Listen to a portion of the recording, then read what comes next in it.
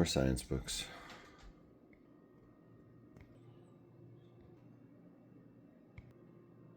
I feel like I could go off in 10 different directions. Today I was around some cool people, but I think it turned out they were almost all anti-vaxxers. I was like, what? I didn't even know it. Sheesh. Like, can we be left-leaning, nature-loving, cool people without not believing in science? Like, vaccinations work.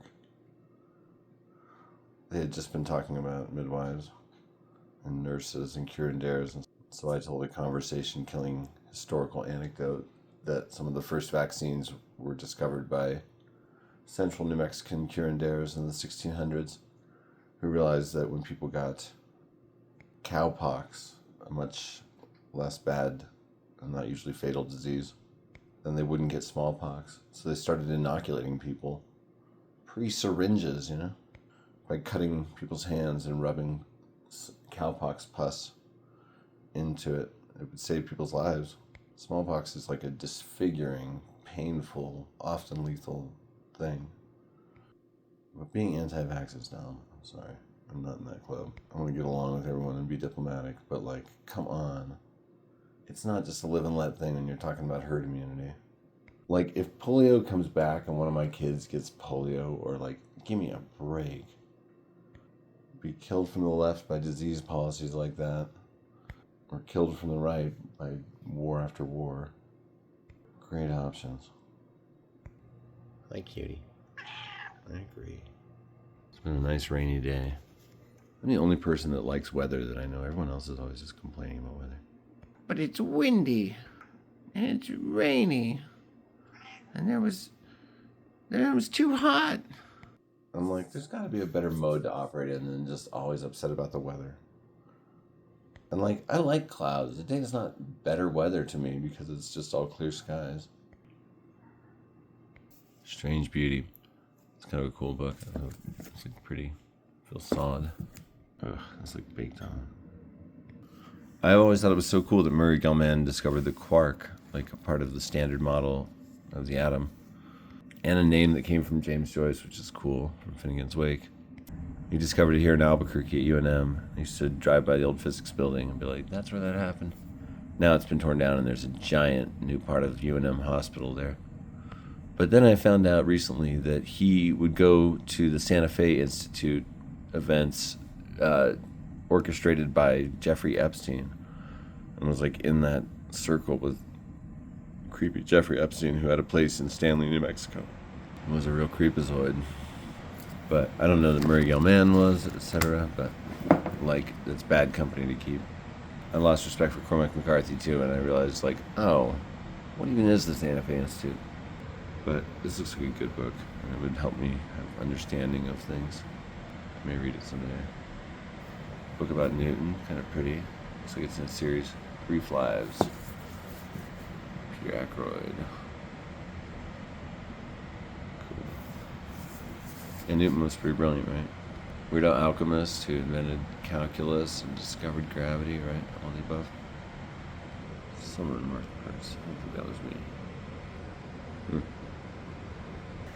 That's cool. Here's a book that's not like any other book I own. This is a famous early medical text. Circulation of the Blood and Other Writings. 1628, Circulation of the Blood. One of the most important works in the history of medicine. Is the most important work in the history of medicine. Whoa. Well, you know what? I think blood circles along. Wow. Translated from French. Ugh. Just probably keep fainting every other page. Just blacked out. What happened? And then the blood. Your body is full of blood. No, it doesn't bother me quite like it used to. Dang, this thing's all marked up. UNM Free Pile. Still, I was glad to get it. Oh, I read this. So I guess I've read at least a couple of Timothy Ferris books. Coming of Age in the Milky Way. I can't remember what made it distinct from the other Big Bang books I read. Cosmology, maybe it was kind of a big picture, like galaxy focus. Best book about the cosmos since Carl Sagan's Cosmos. Yeah, when you find a good science writer like Timothy Ferris or John Gribben or Gabriella Walker or Oliver Sacks or Carl Sagan, I mean, it's ride or die, you know. The Man Who Tasted Shapes. This is a great book. I think I read this in part because it had a quote on it from Oliver Sacks, but mainly because it's about synesthesia, which is something I've been interested in ever since I first heard a mention of it in Jack Kerouac's Collected Letters.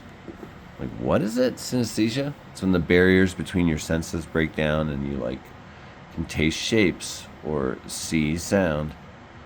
And it's really strange and unusual. And I had it once when I was really sick and on a lot of cold medicine, like Dayquil type stuff. And I really experienced the hum of my refrigerator as like a tangible thing, like 3D physical. And ice was like unbearable. The coldness from a cold drink in my mouth, it was like having all these pokey shapes. Anyway, synesthesia is crazy and interesting, and it's often something that is experienced by a lot of really interesting minds. Nabokov had it. To him, it made music sound like just a bunch of jangles. Like, he just heard all the parts. I feel like everybody has like it to some small degree. I've definitely had synesthetic experiences. And I took one of those online tests, and like I did think this fountain of light on there made sound, and it was just apparently it didn't. But this kind of reads like an Oliver Sacks book. It's definitely written like in a mode inspired by him, where it's like we're looking at this case in a kind of narrative, step-by-step way. In 1980, psychoneurologist Richard Sidewick was astonished when his neighbor told him that he actually saw and felt a smooth, cool cylinder of glass whenever he tasted mint. Soon after, Dr. Sidewick met a woman for whom sounds had color, whose husband's voice was a wonderful golden brown. This commingling of the senses, called synesthesia, affects only 10 in a million people. What exactly is happening when they feel these sensations? Is there a physical explanation for synesthesia, and what does it mean for the rest of us? In the tradition of Oliver Sacks' best-selling The Man Who Mistook His Wife for a Hat. A provocative theory, Washington Post book world. Wait, are you reviewing this book or a theory? What even is the theory? Some quotes are so lame. Intriguing and appealing, probes deeply into the causes of a rare psychic phenomenon and speculates boldly about its implications for the human condition. I talked with Oliver Sacks about this book when I met him in New Mexico one time. I was like, I bought a book because you recommended it. Whoa, I guess I've had this a long time. I can't remember ever writing my name in books. I think maybe I just do that once in a while if I loan things to people. I try generally to neither a borrower nor a lender be. I'd rather just give people stuff. That was my number in like Las Cruces when I lived there like 20 years ago. What's weird is I could have sworn I gave this book away a couple of times. I don't know how it's still in my collection. Like, I know I gave this to my older brother, and if I had that copy back then, it would have been this copy, so what?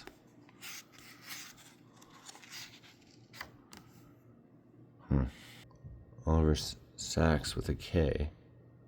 Oliver Sacks with an H. I thought I was going insane. I thought, did I switch Berenstein Bear universes again?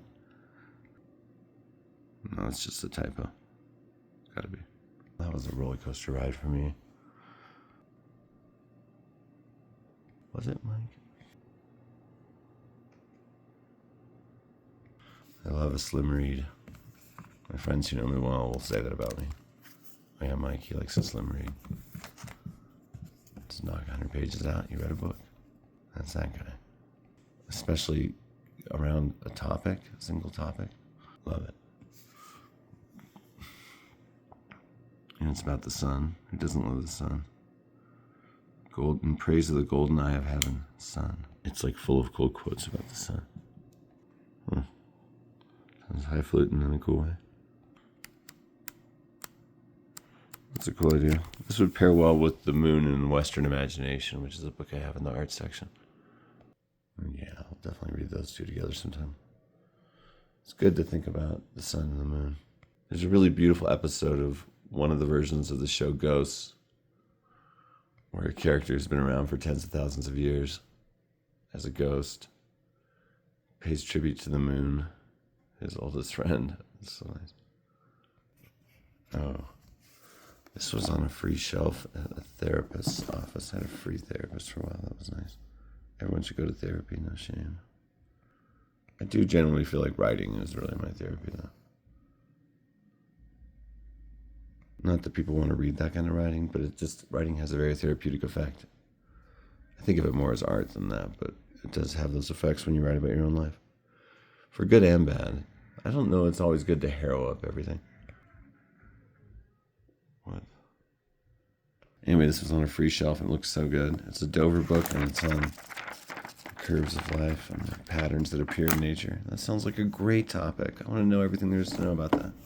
The spiral at the core of life's first principle, that of growth. Spiral, a key to understanding organic nature. Yeah, this is the kind of book you got to read. I bet if you read this, and you read this book I have on 13th century stained glass. Oh yeah, I'm getting the feeling that if you took your time with these two books, that would be like some crazy education. I'm adding Robert Henri's The Art Spirit too, because that would be so interesting. So here you have like natural principles, and you have more refined, symbolic, literary leveled stuff. And here you have a kind of a modern perspective on it, bringing it all together. Yeah, this is so good. I've read this too. That's also awesome. I want to read that. But I'm going to read these three together sometime soon because I really think that would inform my work in a cool way. Anytime you can think spatially and bring that sort of a sensibility to writing, it adds depth and like capaciousness, you know? Oh, what a beautiful old book. I have a beautiful old science book here. The back's giving a little bit David Lynch's Eraserhead. But the front, Chef's Kiss. But I have this book because I was researching the 1054 supernova that created the Crab Nebula. Of course, it would have happened long before that, but that's when we saw its light on Earth. And I'm particularly interested in it because there's rock art in northwestern New Mexico near Chaco Canyon that depicts that supernova, and the charcoal from the fire pits nearby carbon dates directly to 1054. Having grown up religious, when we had a real like field researcher in an anthropology class I was in once as an undergrad at college, and someone came in and was talking about carbon dating, and I was like, isn't that stuff controversial? And she was like, no, it's not controversial any. It's like a really simple scientific principle. I don't know how you would fake it. But I got a bunch of books for that article, and I don't think I ever actually wrote that article. That's such a weirdly common phenomenon. It's a 1979 book. This book and I were like siblings.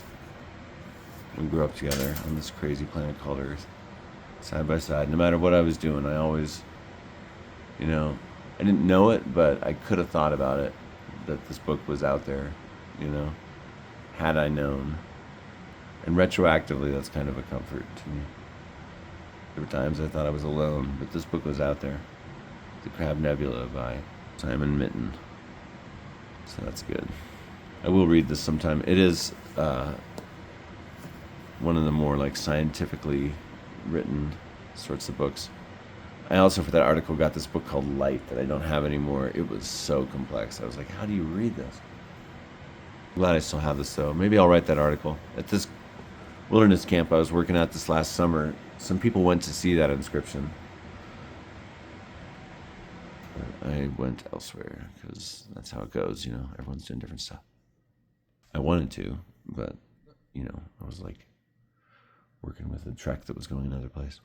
We looked at this for whatever reason in some previous video, but this is cool. The Secret House. Oh, I guess both David Bodanos books ended up on the science shelf, as they should. Both books about the science of things. E equals MC squared, and what's going on a microscopic level and a basic scientific level. This is a cool idea for a book. I'd like to have more books on that sort of a subject. Like, I want somewhere in my book there just like every aspect of life to be discussed a little bit, Like if your life unfolds in a series of rooms, like I've watched documentaries about like when was the kitchen invented? When was the living room? There's an excellent multi-part BBC series you can find on YouTube about all that. And I used to have Bill Bryson's At Home. I don't know where that went. That's that same sort of book. I can't believe I purged those if I did. I read this one during my year of reading about the Big Bang. Siren City out there. John Gribben is one of the best. I don't think I have the one of his that I really loved called In Search of the Big Bang anymore. Great book. This is almost like a follow-up to that. I remember it being a little challenging reading it, but kind of all these books are. Like, I don't know if y'all know this, but reading is hard when it's full of learning. Squirrel, you're so striking and photogenic. You're the spirit of this channel, as is your mother. Yeah, I remember reading this one. I think I got this as part of like a whole box of books that I got with the Scientific American subscription, which is so cool when you get a subscription and they just send you a ton of books. Tin House was like that too. Probably why they're not in business anymore. No, they are. They're just a publisher and a book company, not a print journal. I'll never forget after I got in Tin House with an essay I wrote, a chapter of book 2 of my book. I was so proud and excited. And then I looked up their circulation numbers in the front page of an edition, and it said 10,000. And I was like, my friend Zine has 10,000 subscribers. What? And then I remembered this interview with David Foster Wallace where he talked about like the literary world being so incredibly small. And now I'm thinking about these court transcripts from the publishing industry that talk about how many books sell just like a dozen copies.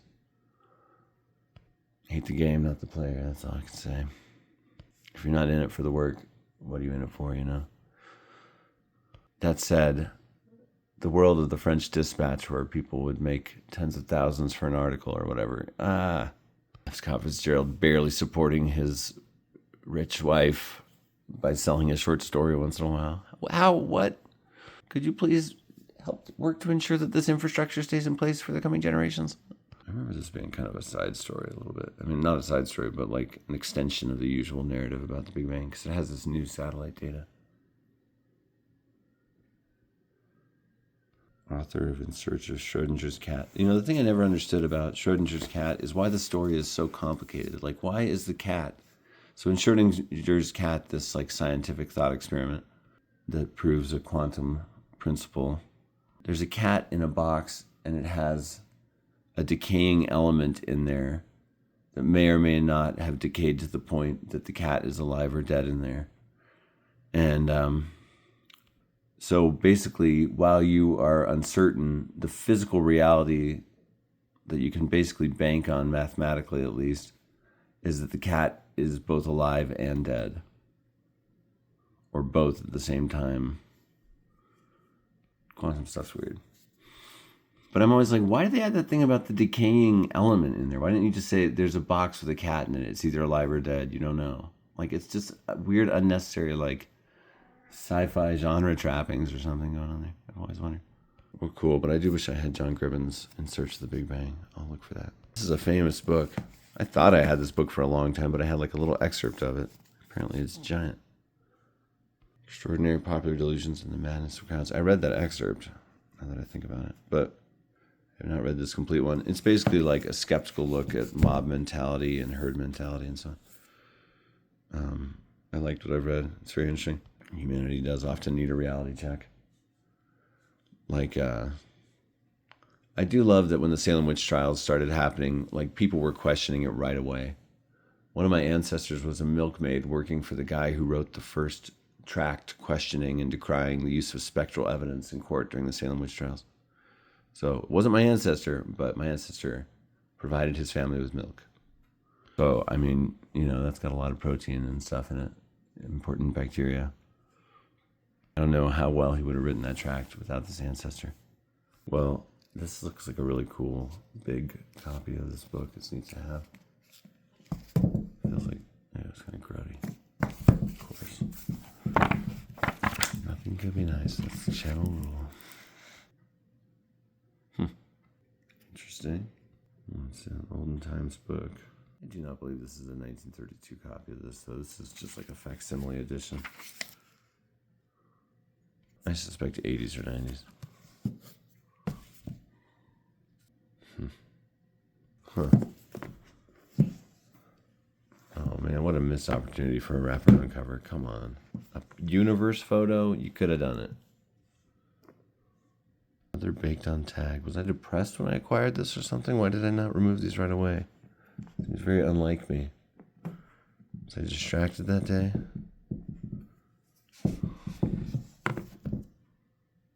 Understanding the Universe. Introduction to Physics and Astrophysics. Huh. This is a textbook. This one might be a little too much for my brain. My brain is crying. I mean, I'd like to think I could read this. Oh my gosh.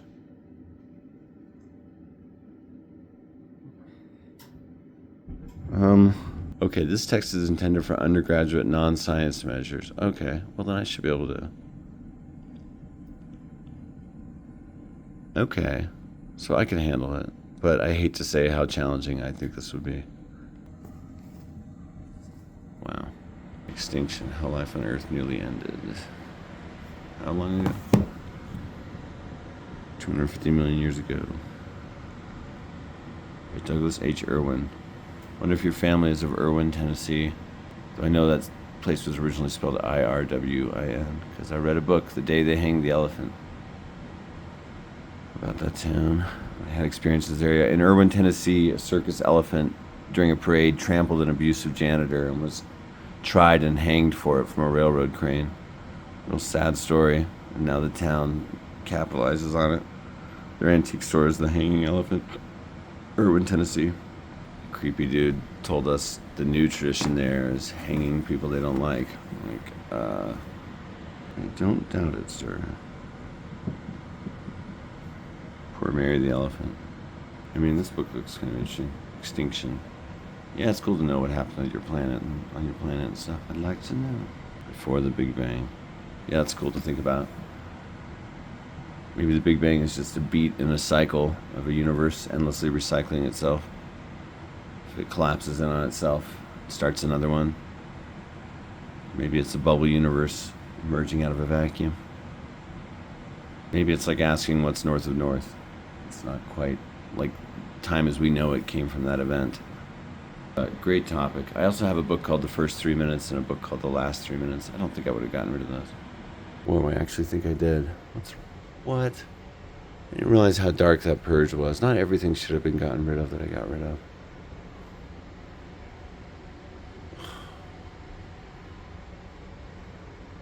I mean, yeah, the last 3 minutes in particular was a really challenging read, but... What happened before? Clegg.